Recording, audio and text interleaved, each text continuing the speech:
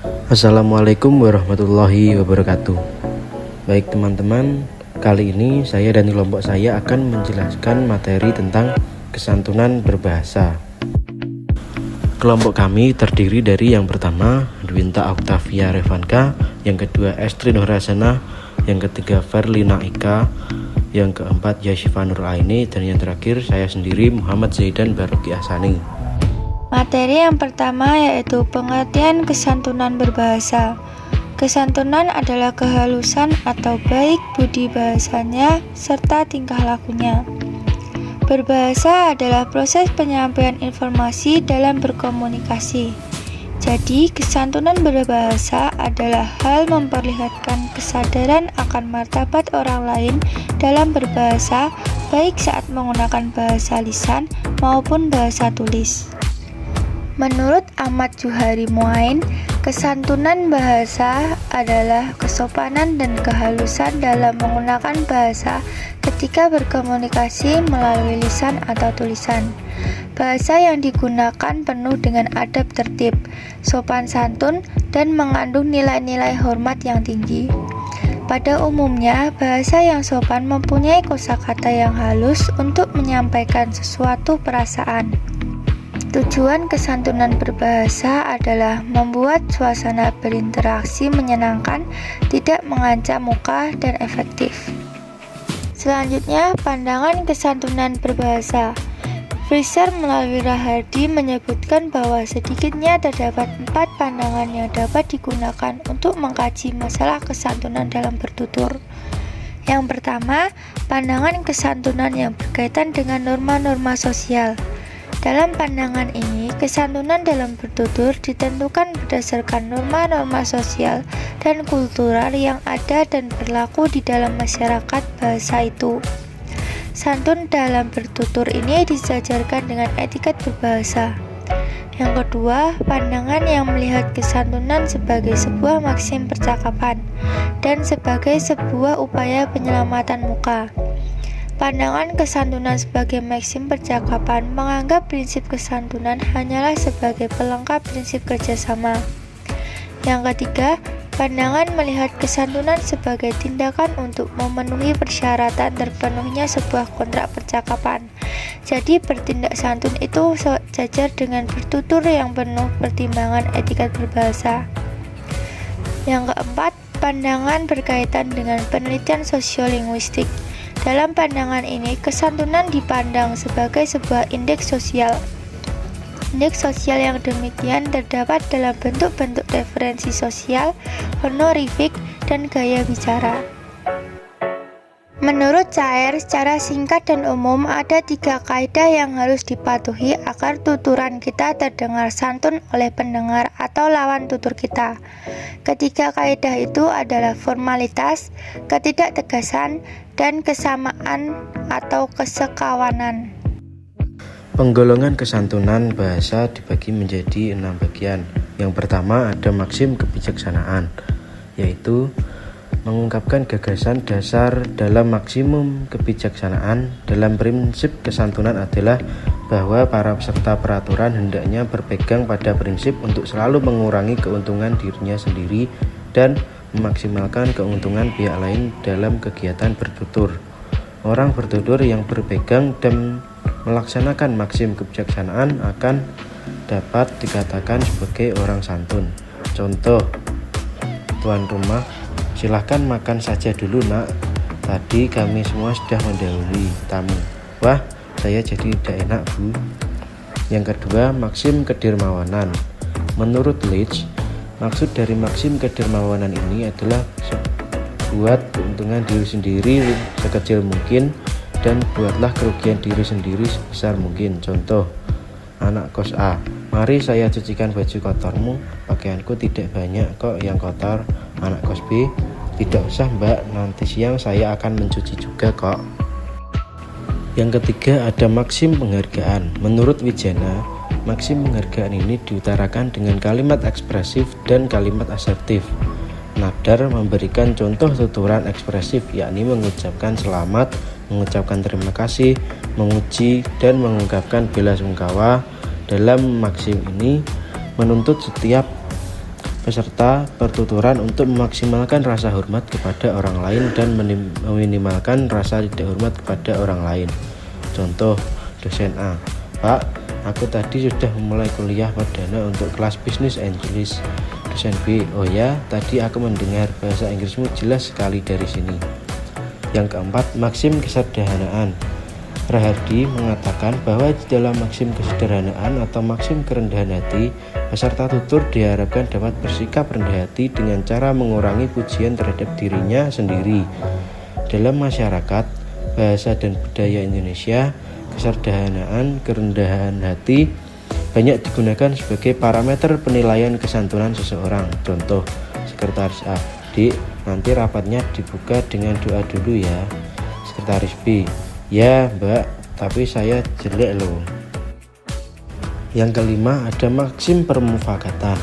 Menurut Rahardi, dalam maksim ini ditekankan agar para peserta tutur dapat saling membina kecocokan atau kemufakatan dalam kegiatan bertutur. Apabila terdapat masing-masing dari mereka akan dapat dikatakan bersikap santun. Contoh, nanti malam kita makan bersama ya Yun. Boleh saya tunggu di Bambu Resto. Yang terakhir ada maksim kesimpatian. Leach mengatakan di dalam maksim ini diharapkan agar peserta tutur dapat memaksimalkan sikap simpati antara pihak yang satu dengan pihak lainnya. Sikap antipati terhadap salah seorang peserta tutur akan dianggap sebagai tindakan tidak santun. Orang yang bersikap antipati terhadap orang lain, apalagi sampai bersikap sinis terhadap pihak lain, akan dianggap sebagai orang yang tidak tahu sopan dan santun di dalam masyarakat. Contoh, Ani, Tut, nenekku meninggal. Tuti, innalillahi wa inna ilaihi rajiun. Ikut berduka cita. Ciri-ciri kesantunan bahasa. Menurut Cair, ciri kesantunan ialah sebuah tuturan. Yang pertama, semakin panjang tuturan seseorang, semakin besar pula keinginan orang itu untuk bersikap santun kepada lawan tuturnya. Yang kedua, tuturan yang diutarakan secara tidak langsung lebih santun dibandingkan dengan tuturan yang diutarakan secara langsung. Yang ketiga, memerintah dengan kalimat perintah atau kalimat tanya dipandang lebih santun dibandingkan dengan kalimat perintah atau imperatif. Selanjutnya ada ciri kesantunan bahasa menurut Zamzani. Terdapat beberapa ciri tuturan yang baik berdasarkan prinsip kesantunan Leach, yakni sebagai berikut. Yang pertama, tuturan yang menguntungkan orang lain. Kedua, tuturan yang meminimalkan keuntungan bagi diri sendiri. Yang ketiga, tuturan yang menghormati orang lain. Yang keempat, tuturan yang merendahkan hati sendiri. Yang kelima, tuturan yang memaksimalkan kecocokan tuturan dengan orang lain. Dan yang terakhir, tuturan yang memaksimalkan rasa simpati pada orang lain. Hal-hal yang perlu diperhatikan dalam kesantunan berbahasa.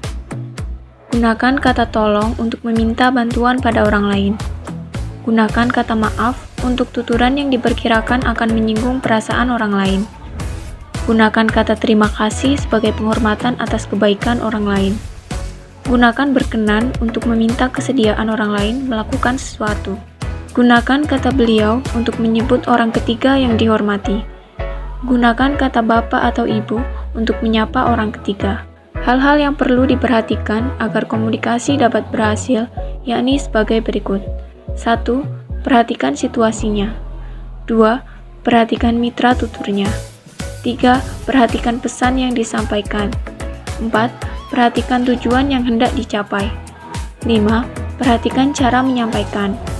6. Perhatikan norma yang berlaku dalam masyarakat. 7.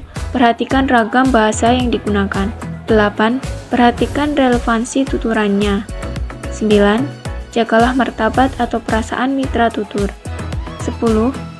Hindari hal-hal yang kurang baik bagi mitra tutur atau konfrontasi dengan mitra tutur. 11. Hindari pujian untuk diri sendiri. 12. Berikan keuntungan pada mitra tutur. 13. Berikan pujian pada mitra tutur. 14. Ungkapkan rasa simpati pada mitra tutur. 15. Ungkapkan hal-hal yang membuat mitra tutur menjadi senang. Dan buatlah kesepahaman dengan mitra tutur. Faktor penyebab ketidaksantunan dalam berbahasa. 1. Dorongan atau rasa emosi penutur. 2. Protektif terhadap pendapat. 3. Faktor kedudukan atau jabatan di persidangan. 4. Menyembunyikan informasi yang dapat merugikan penutur atau orang lain. 5. Sifat bawaan dari penutur atau faktor kedaerahan. Implementasi kesantunan dalam berbahasa dalam kegiatan diskusi. Pemakaian bahasa yang santun yang diungkapkan oleh Pranowo yang dapat digunakan dalam kegiatan berdiskusi adalah sebagai berikut. 1. Bertutur secara santun tidak perlu dibuat-buat. 2. Penutur mengedepankan pokok masalah yang diungkapkan. Kalimat tidak perlu berputar-putar agar pokok masalah tidak kabur. 3. Penutur selalu berprasangka baik kepada mitra tutur agar komunikasi berjalan dengan nyaman dan lancar. 4. Penutur bersikap terbuka dan menyampaikan kritik secara umum. 5. Penutur menggunakan bahasa yang lugas, bukan dengan menyindir atau kasar. Penutur mampu membedakan situasi bercanda dengan situasi serius. Implementasi kesantunan berbahasa dalam penggunaan media sosial. 1. Memperhatikan etika dalam berkomunikasi, yaitu menggunakan kata-kata yang layak dan sopan pada akun-akun jejaring sosial yang kita miliki, serta menggunakan bahasa yang tepat dengan siapa kita berinteraksi. 2. Menghindari penyebaran sara, pornografi, dan aksi kekerasan. 3. Tidak menulis ataupun menyebarkan berita hoaks. Dan kesantunan berbahasa melalui tindak tutur dalam pergaulan sehari-hari. 1. Membiasakan anak dengan panggilan yang baik kepada orang di sekitarnya. 2. Membiasakan anak untuk mengucapkan kata tolong jika ingin orang lain membantunya. 3. Membiasakan anak dengan ucapan tolong, terima kasih, dan maaf. 4. Meminta anak untuk berbicara dengan lemah lembut. 5. Mengajarkan anak untuk mengucapkan salam dan berpamitan ketika akan keluar rumah. 6. Mengingatkan anak untuk tidak berbicara dengan kata-kata yang kotor atau tidak pantas. 7. Mengingatkan anak mereka untuk tidak berbicara keras kepada orang lain atau berteriak-teriak yang bukan pada tempatnya. Strategi penerapan kesantunan berbahasa kepada peserta didik. Yang pertama, dengan pembiasaan. Dari kecil, anak-anak dibiasakan untuk bertutur sopan dalam percakapan sehari-hari, berbicara dengan bahasa yang halus, tidak berteriak, dan pandai menempatkan diri dalam berbicara kepada yang muda, teman sebaya, dan kepada yang lebih tua. Yang kedua, dengan pengarahan. Cara ini dilakukan ketika anak sudah mulai banyak berinteraksi dengan teman-temannya, karena anak-anak akan mudah terpengaruh temannya. Bentuk pengarahan dalam pengajaran kesantunan berbahasa pada anak adalah dengan menjelaskan kepada anak mana kata yang baik dan layak untuk diucapkan dan mana yang tidak layak untuk diucapkan. Yang ketiga yaitu pengawasan. Melalui pengenalan terhadap teman-teman anak, terutama teman-teman dekat mereka, sehingga akan lebih mudah untuk menilai sejauh mana pengaruh teman-teman tersebut terhadap anak. Yang keempat yaitu dengan keteladanan. Pemerolehan dan kemampuan berbahasa pada anak-anak rata-rata disebabkan oleh peniruan. Oleh karena itu, bahasa yang digunakan oleh orang tua, guru, serta masyarakat seharusnya mampu menjadi contoh. Demikian juga dengan gestur atau gerak tubuh, mimik atau ekspresi muka harus senantiasa menyenangkan sehingga menebar energi yang positif.